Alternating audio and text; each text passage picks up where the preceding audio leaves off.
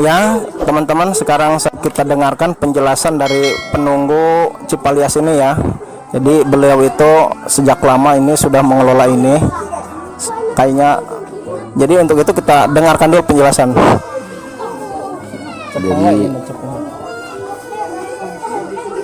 sejarah singkatnya, ya, sejarah singkatnya ini pada tahun 1651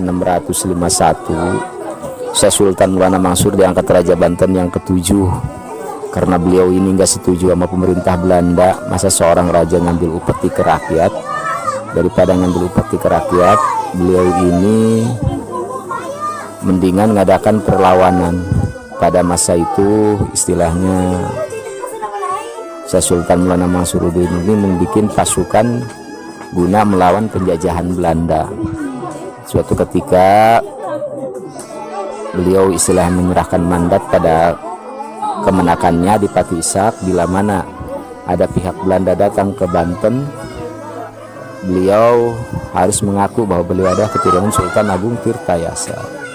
Untuk sementara waktu beliau percaya bahwa orang-orang Belanda ini percaya bahwa yang memimpin Banten itu adalah keturunan daripada Sultan Agung Tirtayasa. Lambat laun akhirnya ketahuan Belanda. Akhirnya Belanda memerintahkan pada pasukan perangnya suruh menangkap Sultan Mansuruddin hidup ataupun mati. Nah, suatu ketika perjalanan beliau ini istilahnya ada satu riwayat di Suruh Ramanya, ada satu riwayat beliau ini pergi ke Tanah Suci. Sekepulangan di Tanah Suci, beliau mampir di Pulau Majeti. Akhirnya beliau tergoda oleh seorang putri, bukan dari kalangan manusia, yaitu kalangan bangsa jin. Akhirnya beliau itu menikah. Setelah menikah dengan satu syarat, pakaian beliau ini harus jadi mas kawinnya. Dan beliau akhirnya terlena oleh pernikahan beliau sama seorang putri jin. Nah, suatu ketika ada yang mengaku-ngaku Sultan Mansuruddin atau Sultan Haji pulang dari Tanah Suci, bikin keonaran di wilayah Banten. Dan akhirnya terjadilah perang saudara antara istilahnya kubu pasukan Syekh Sultan Maulana Mansuruddin sama pihak kerajaan, dan terjadilah perang saudara. Akhirnya Belanda menyerang Banten dan hancurlah kerajaan Banten.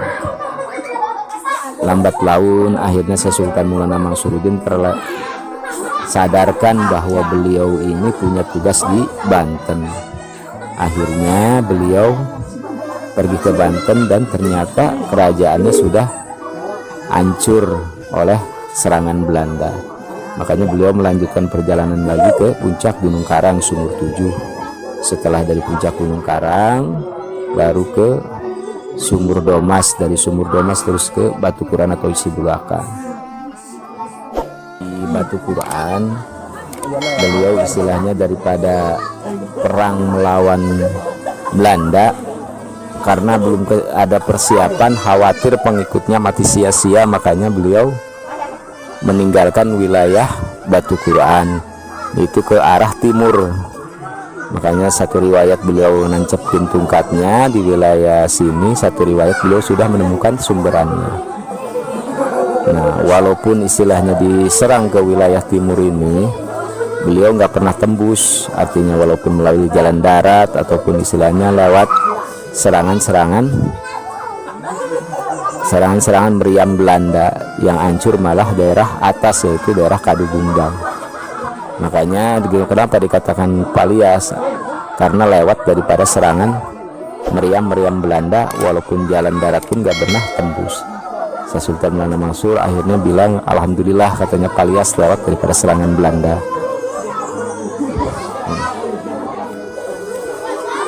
Oke, teman-teman ya, jadi itu adalah penjelasan dari narasumber di sini ya, yang mengetahui seluk dan sejarahnya ini Cipalias. Alhamdulillah, akhirnya kita bisa mendengar apa Cipalias itu. Assalamualaikum warahmatullahi wabarakatuh.